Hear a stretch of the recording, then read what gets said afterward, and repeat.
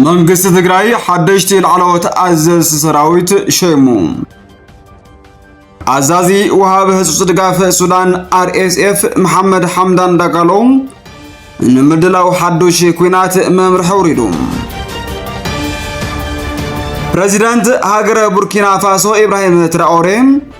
ዩኒቨርሲታት ተሃገር በመጽናዕታው ጽሑፍ ከይዕብለላ አጠንቅቁም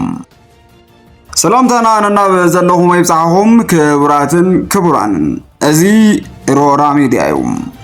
እንሆ ትኩስ ሓበሬታ ዝዕለት ከም ዝስዕብ አዋዲድና አቅርብና ለኩም ኣለና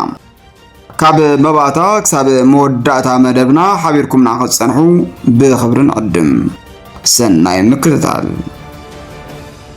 መንግስት ትግራይ ሓደሽቲ ልዓለዎት አዘዝ ሰራዊት ሸይሙ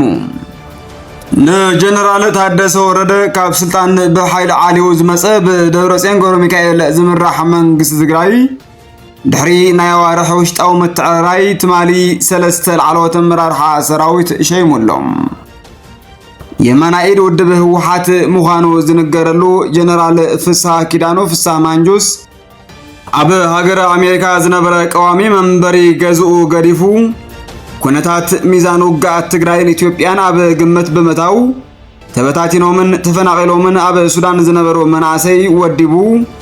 አርሚ ሰብዓ መምስራቱ ይዝረበሉ ድሕሪ ዓበይቲ ዓወታት ሰራዊት ትግራይ አርሚ ሰብዓ ንእሙናት መራሕት ሰራዊት ተረኪቡ ናብ ትግራይ ኣትዩ ሓላፊ ቤት ጽሕፈት ሰላምን ጸጥታን ኮይኑ ንነዊሕ ግዜ ኣብ ውሽጣዊ ምትዕርራይ ሰራዊትን ምድሓን ውድብን ከም ዝሰርሐ ይውግዓሉ ትማሊ ዘበት ንብሔራዊ ብርሰት ብዝብል ጭርሖ በብኸባቢ ይካየድ ዘሎ ኣኼባታት ኣብ ጥቓ ምኽንባቱ ጀነራል ፍስሐ ማንጁስ ዋና አዛዝ ሰራዊት ትግራይ ተገይሩ ከም ዝተሾመ ተገሊጹ ብተወሳኺ ጀነራል ሃይለ ስላሴ ግርማይ ወድም በይተይ ምክትል አዛዝ ሰራዊት ትግራይ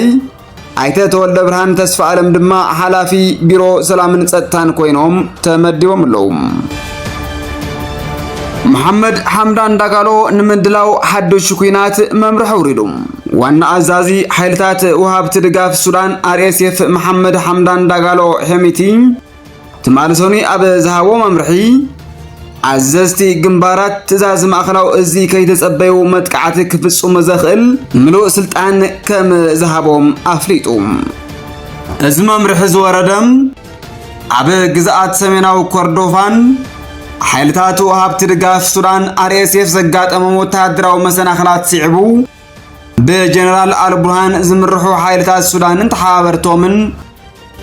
ቁልፊ ቦታታት በመሓዝ ምስ ካርቱም ዘራኸበ ስትራቴጂካዊ ናይ ኤክስፖርት መስመር ተቆጻጺሮም ኣብ ዘለውሉ እዋንሁም ጀነራል ሐምዳን ዳጋሎ ሄሚቲ ምስ ሕብረት መስረት ሱዳን ኣብ ዝገበሮ ምስጢራዊ ኣኼባም ዝነበረ ልሙድ ኣሰራርሓ ተቐይሩ ኩለን ግንባራት ነናይ በዓለን ትእዛዝን ኣፈጻጽማን ክህልወን ምሉእ ናጽነት ዝህብ መምርሒ ኣውሪዱ እቶም አዘዝቲ ግንባር ኣብ ትሕቲኦም ዘለዎም መራርሓ ክፍትሹ ሓዱሽ ምትዕርራይ ወዳድባ ክገብሩን ሓደሽቲ ቴክኒካት ክስልጥኑን እውን መምርሒ ሂቡ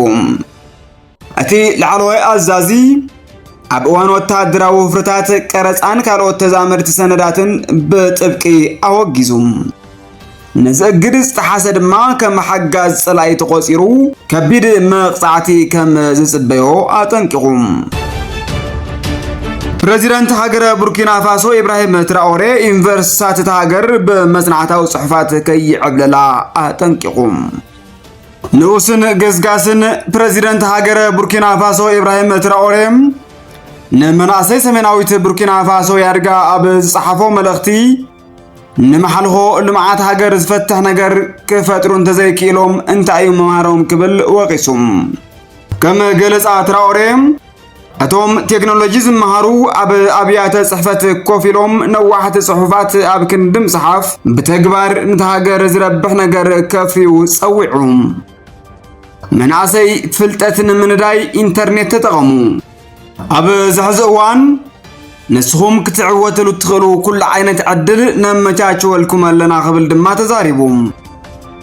ከምኡውን ነተን ንኸፍተን ዘለና ናይ ቴክኖሎጂ ዩኒቨርሲታት ብዝምልከት ኢንጂነራት እንተደኣ ኮይንኩም صحوفاتكم زتكبروا زرق نجار زنجرون بعلهم سريحهم التريقوا من كوخون اللوم انت زي كوينو جن دحر دقيم من زي جبتو نوعات الصحوفات زودس جزاي بلنان كبل جلسهم نتمارو كلاي بركة أبيات تمرتي بوركينا فاسوون بتمساسالي أب فتران مهزون كتكرو ممرح وريدهم حدا تماراي أب مزام كلاي بركة تمرتو كاب كلس حساب وسيو تجبراو نجار كفتر كمهارلو كبلون بتبقي أتحساسيهم أتوم سبوانا زي جبتو نوعات الصحوفات أتوم زي بالله وقعهم أتوم جزفتي مسحفتي تشكمهم كوف زبلون بزعبو انت لامات زعفرون كابحزي بوتا يبلو من كبلون وسيخو قليسهم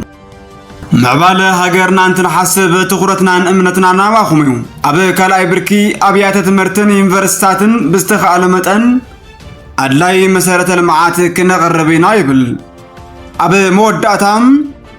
بفترة سراح تمريقهم كالاي ويسار ساي دقري تسكيمهم علش أسرح كرتت زبلو دوكاترن مهوراتن كاب مرعين العلي زحزن نجار يلن أزي دقيمنا أب بروكينا فاسو كنريوين دلن كبل دمديمو